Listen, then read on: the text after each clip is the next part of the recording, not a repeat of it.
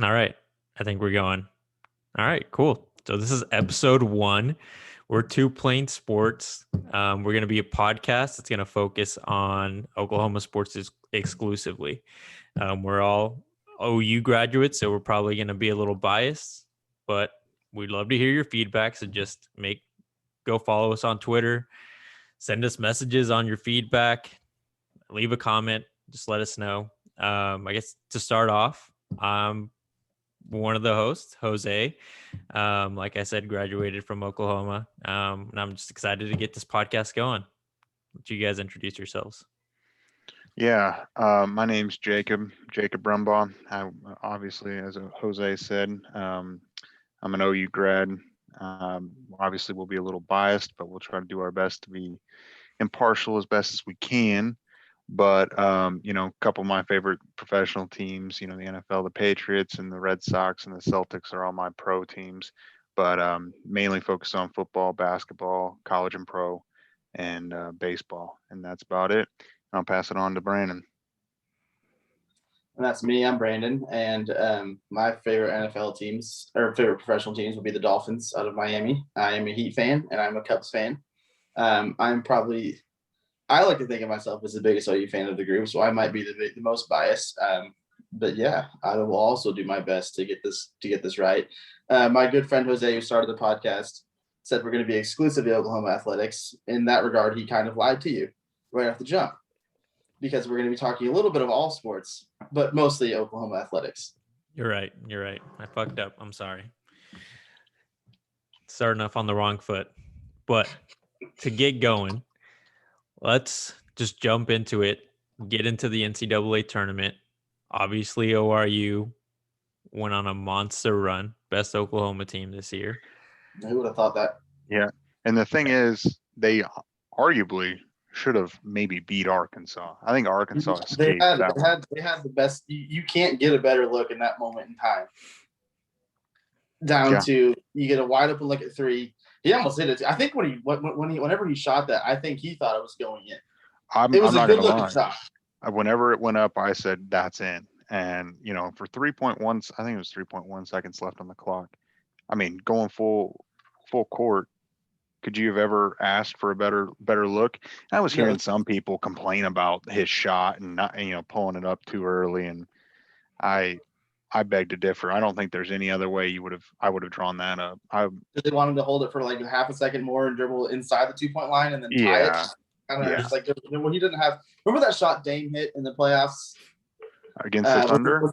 No, forget that shot. Remember the one? Yes, the Rockets. That it was similar to that kind of. It wasn't obviously the one Dame hit wasn't a full court play, but it kind of had that kind of feel to it. It was the opposite wing too, but yeah, it did. But it looked a little bit like that. There's a lot of people that just feel like it's easy to criticize the last second play, but imagine the kind of stress those kids are under. Oh yeah, they're fighting for a spot in the tournament of the year, the first one back after the pandemic, kind of. I'm sure they were stressed. Especially for I think that if had that kid hit that shot, I think you guys might have to fact check this, but I think that would have been their first Elite Eight since like 1974. Yeah, and that would have been. Oregon hasn't been there in forever, so it was a great run. And it would have been the first 15 seed to ever make the Elite Eight too. But overall, the true winner in this scenario is their head coach, Paul Mills, because think about this. When these small schools make these runs, everyone's like, oh my gosh, what is he doing there? What is he doing there? He deserves to go to a Power 5 conference tournament or Power 5 team. Yeah. I bet he's getting his name thrown around. I know that there's an opening now for another Oklahoma basketball position. Yeah. But who was it a couple years ago that was a 15 seed that also made the Sweet 16? Florida Gulf Coast. Florida Gulf Coast. Who was coaching Florida Gulf Coast? I can't say. I know. No, I wouldn't be able to tell you. So like that's where you kind of want to see. I think in order for Paul Mills to get his name consistently thrown around, you want to see it become consistent. Shaka Smart at VCU. Yeah. It was 1 year one. It was not a 1 year run for VCU with Shaka. Yeah. He took them to multiple deep runs in the tournament. Yeah, That's I think true. Yeah, and he then went to Texas and he realized that it was a hellhole and all I wanted decided to leave. losers. Yeah. I can't blame it. No. Plus, I think that guy just does better at. I mean, obviously, he had way more success at VCU than he did at Texas, which doesn't make a lot of sense, but it's what he does. I feel like he'll be a lot better at Marquette than he was at Texas. Yeah. Well, What scares me though is if Texas lands Chris Beard, which I've seen tossed around a couple times. yeah. I didn't realize that he was a UT alum. And I was reading, I was like, why would he want to leave Tech? I mean, Tech, I know it's not the biggest job, but it's a Power 5. He's making good money. He's winning. To the title game. But then I was like, wait, okay, he's a UT alum. Because I don't think it's just one sport. I think that whole athletic department is a little bit toxic. It chews up and spits out football coaches, basketball coaches, and they've got unlimited money down there, but they keep getting rid of them. They can't win.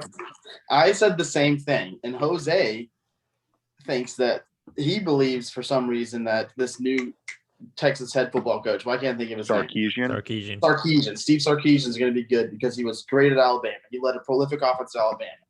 He was literally a drunk. The dude is a drunk. He was horrible at USC, horrible at Washington.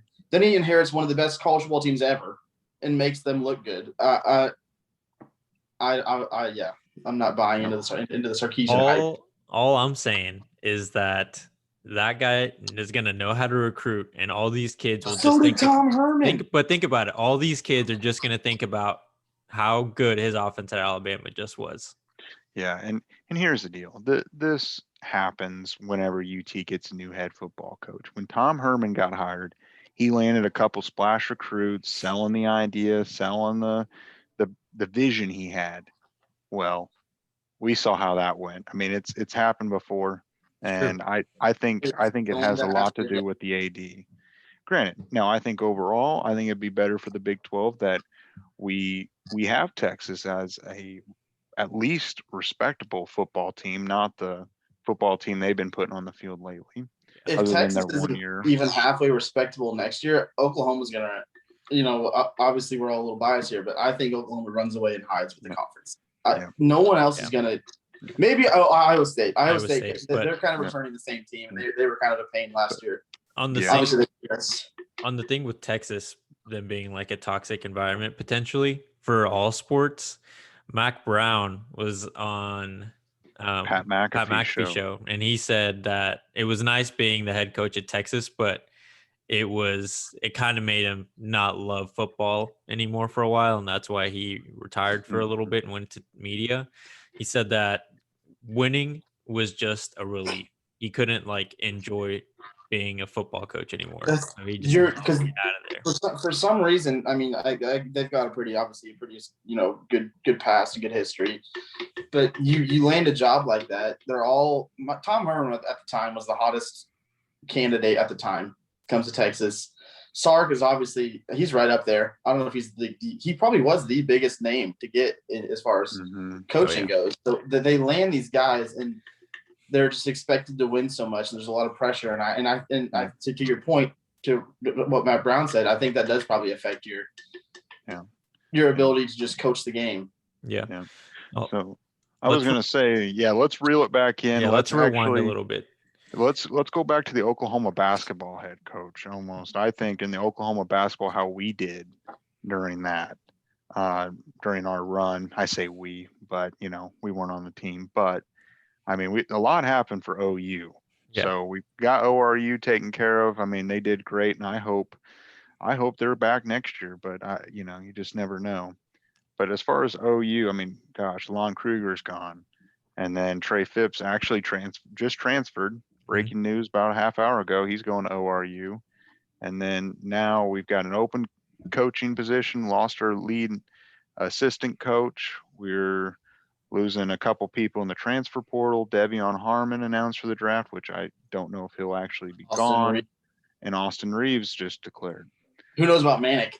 But like the thing, going back to the Lon Kruger departure hurts this team more than anybody else right now. I mean, I think at the end of the season, I think as OU fans or anybody who watches the sport, really, I think we all kind of expected for Austin Reeves specifically we kind of figured that was his last game as a Sooner. Yeah, I would his agree. stock's never going to be higher. He had a great tournament, had a great season overall, minus some of those late game turnovers. But when Lon leaves, the Davian Harmon thing shocked me because I was looking at this team next year. We got Harmon coming back. Elijah Harkless is a pretty good player.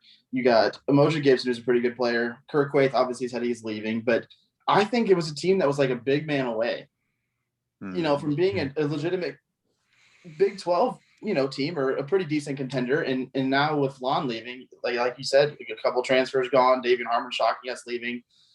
OU's gonna, it looks right now they're gonna be in a pretty tough spot. Yeah, it's going to be an uphill battle for sure for a few years, but hopefully the next head coach would come in and just work his ass off to recruit, work through the transfer portal. And we've been a big transfer portal for basketball school recently. It seems like a lot of those JUCO top kids want to come play for Lon.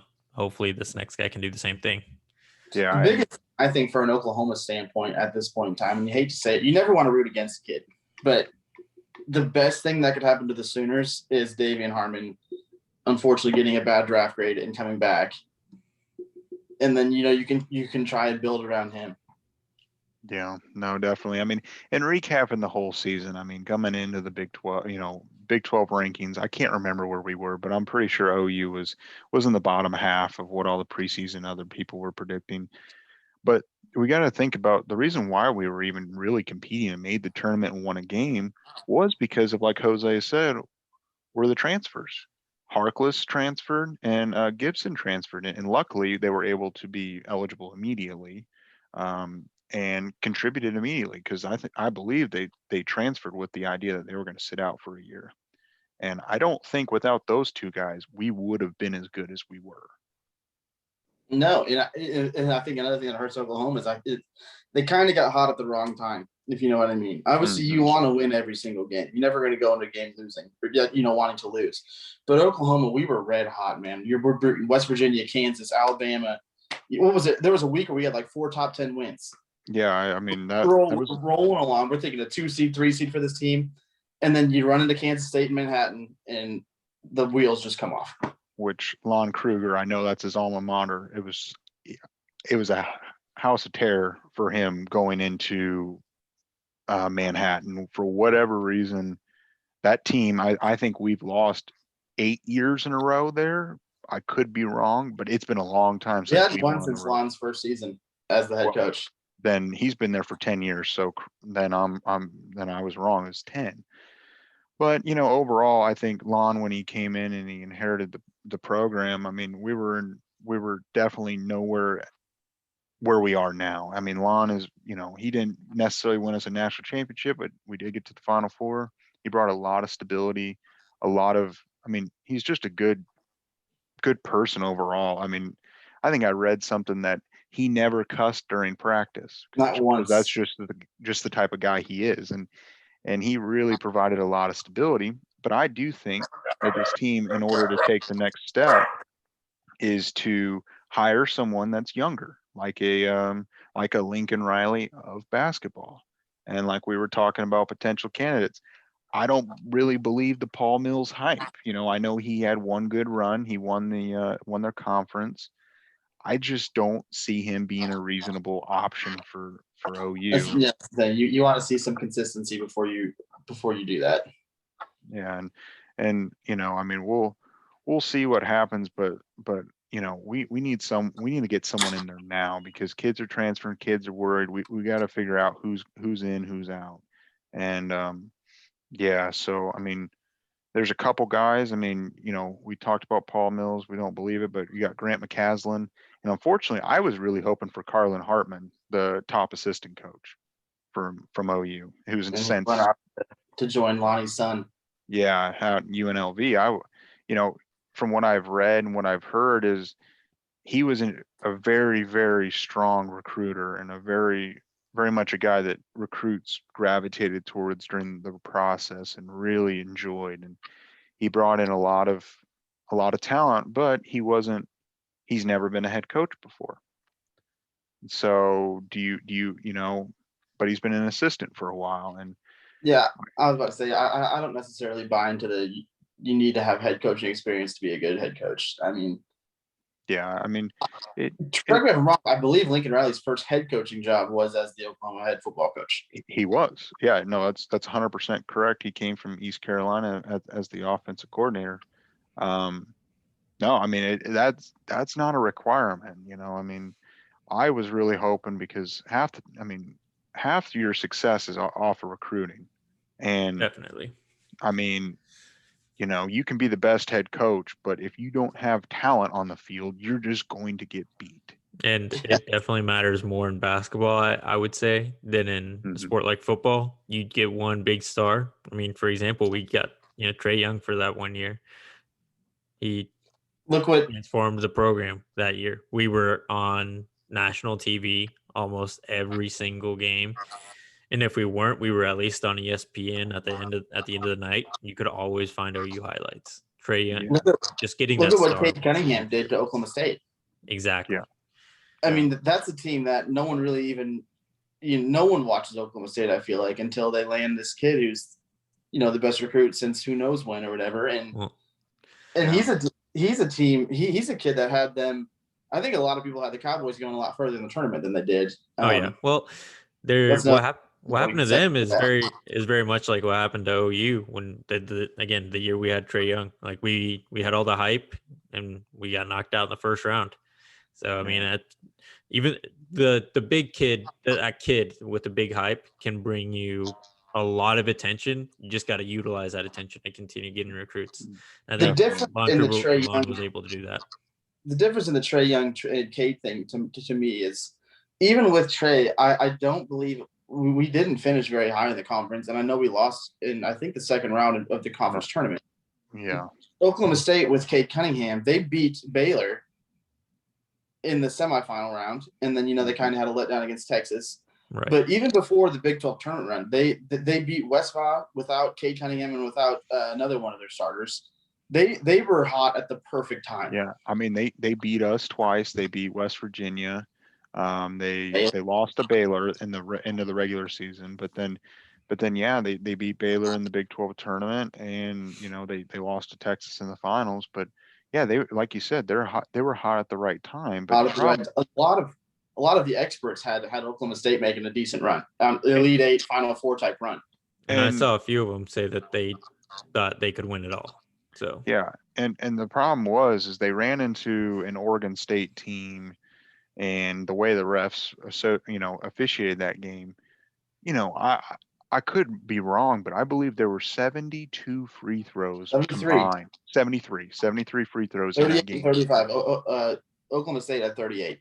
Yeah, and Oklahoma State throughout the season wasn't a great free throw shooting team. They would hit their free throws, they would have beat Oregon State, and that came back to haunt them. Now I think that was a poorly officiated game that was painful to watch. I mean, it was start and stop. It was just ridiculous. But 58 points total. I looked this up earlier. 58 total points for both combined were scored from the line. The whole game, 150 points were scored. A little over a third of the points in that game were scored from the free throw line.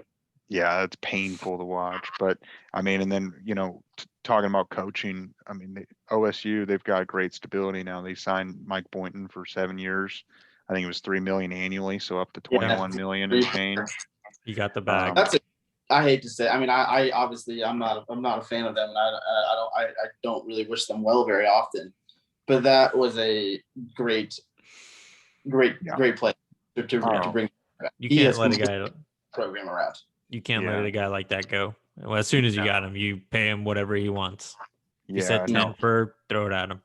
Yeah, no, he's just an overall great guy, and I mean, it's tough, but at the end of the day, it just brings out better competition if we're playing against a good Oklahoma State team, and it's good for the Big 12. And I'm not gonna lie, I mean, it was a little disappointing to see him only go into the lose in the round of 32, only for the fact of, I mean, the Big 12, we were so deep this year, but I mean, we've got one team left and we all kind One of fell team off. left.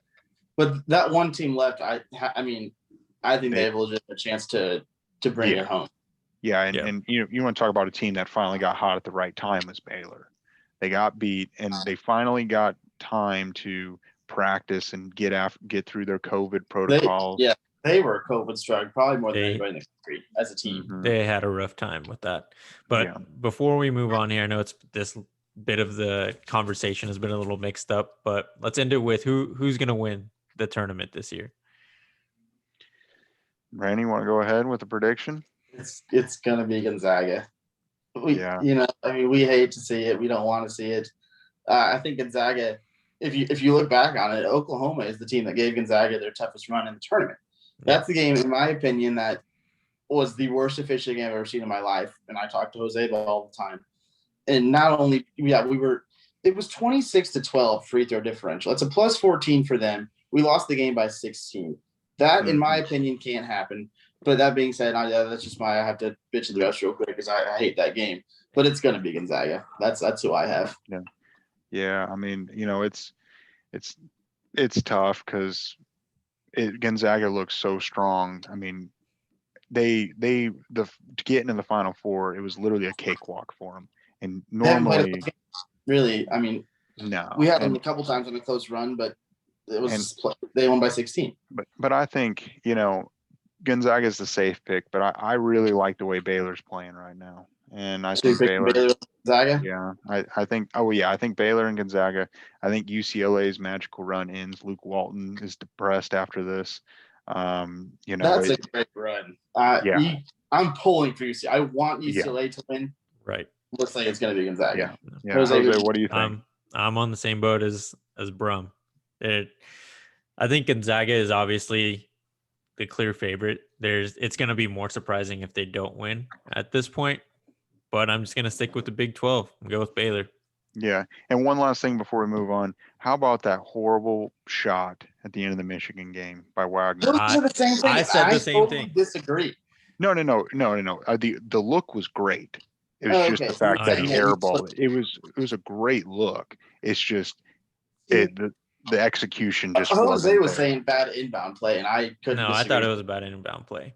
Yeah, I don't know. You can't ask for a better shot. He was wide and that's open. what I'm saying. Like Jose, then if that's a terrible inbound play, what did you want them to do? He got a great look to win the game.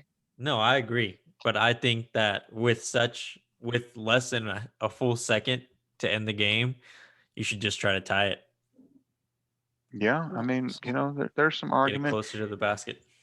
And I also want to say one thing about the OU coaching situation. I think the best candidate now that Hartman has moved on to UNLV to be with Kruger's son, I think Grant McCaslin from UNT would probably be the most logical and probably the safest pick for us to take from North Texas.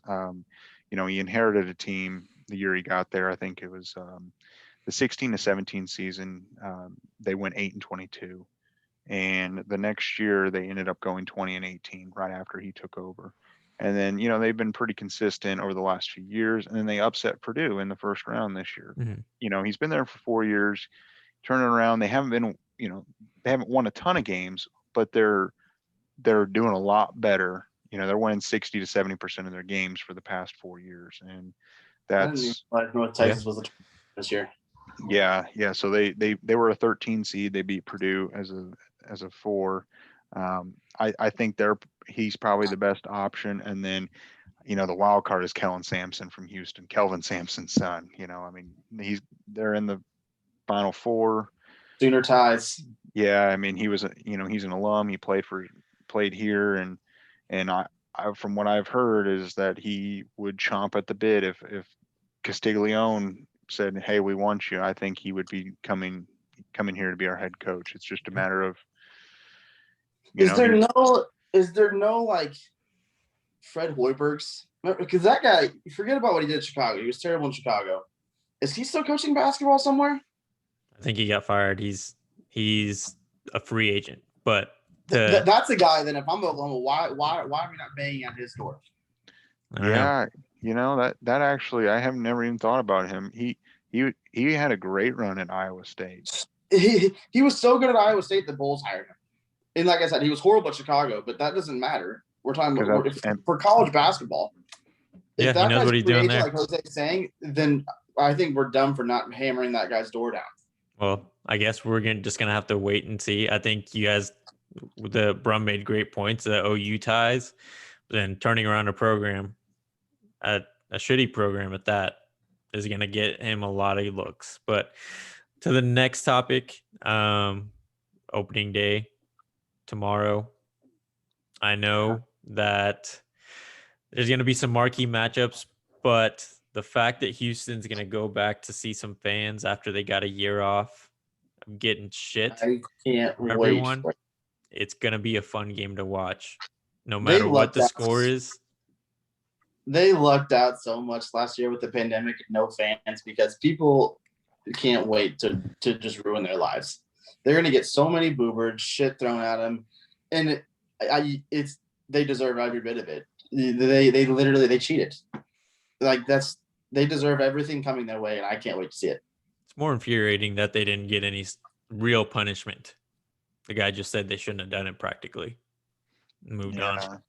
Yeah, they got fined a little bit and lost a little bit of, their head coach got banned for a year, who's now the head coach of the Tigers, trying to rebuild that disaster franchise. But yeah, they're going to hear it this year. They didn't get it last year, and I don't know how they're going to be able to handle it. But I mean, you got that, and then obviously you've got your marquee teams. You've got the Dodgers. I mean, the Dodgers.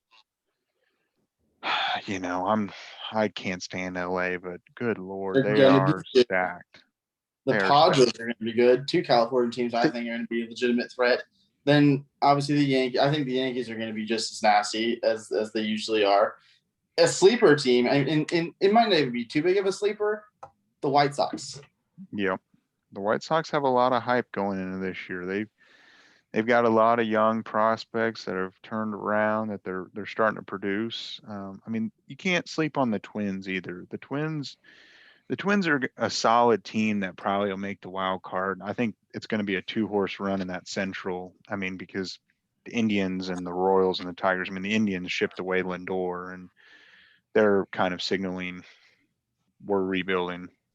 So I think it's going to be a 2-horse race in there. Yankees. I mean, on paper, the Yankees look fantastic, but just They're like always fantastic on paper is a thing. well, yeah, and like every year it seems recently is it's going to come down to their health. Can, Judge stay healthy? Can Sanchez stay healthy? What's their rotation look like? I mean, you got Luis Severino who's coming back from, I believe it's Tommy John, and he's still not starting. But You're also a Red Sox fan, not wanting them to do very well.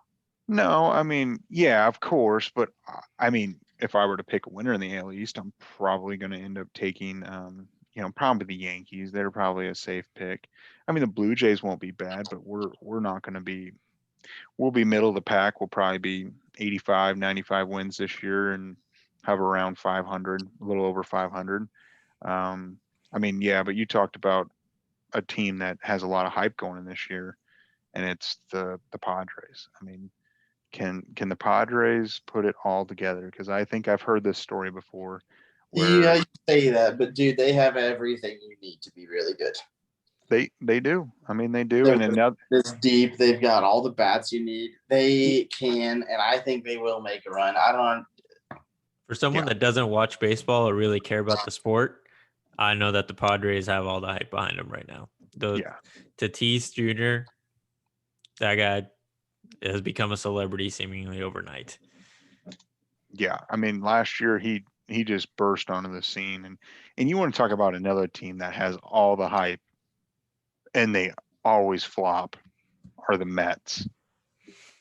Steve Cohen, their new owner, who literally has basically unlimited money at this point, opening the checkbook. I know they're trying to finalize that deal for Francisco Lindor, to be their face of their franchise. Well, they should finalize a deal with them at some point. That team, I mean, they've got a solid team, but I just can't buy into them. I think the Braves last year they blew it against the Dodgers with barely any of a decent rotation. I think they're going to give the Dodgers a little bit of a run for their money this year in the NL. Braves? Yeah, the Braves. Yeah, I mean, I think the Braves aren't a bad squad, but I mean, if we want to, pick our AL and our NL winners and our World Series winner, we could do Yankees that. Padres. What did you say? Yankees Padres. Yankees Padres. Ooh, I'm Jose? kind of going for that Padre wagon. I want to see it happen. I don't know shit about baseball, so I'm just gonna go with the Red Sox are winning it all because my boy LeBron James is now an owner of that team. The Red Sox are going to go under 500. Bet the farm on it. They're gonna win the World Series. Did you not just hear me? Under I don't 500. Put the farm on it. You're an idiot. I don't know if they're gonna go under 500, but Under 5. Close to 5, but under 5. I mean, I'm not gonna pick them to win, but I think, believe it or not, I think I'm gonna take the White Sox to win the AL. I think it's gonna be. I don't think that's ridiculous. I think that they are.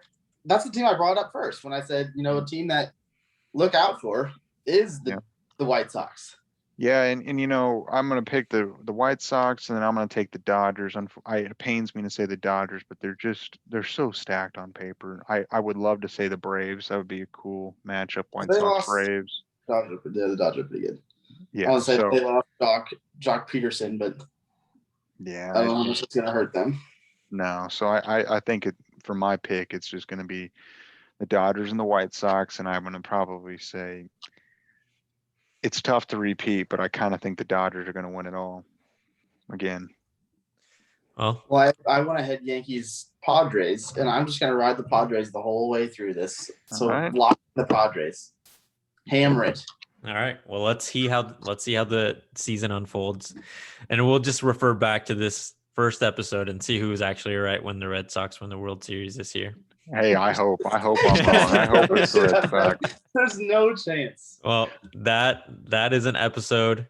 Hopefully, the people that watch enjoy, share it, leave a comment, and leave a like, so that we can continue to grow this little podcast and get to the world stage one day. And we'll catch you next Wednesday.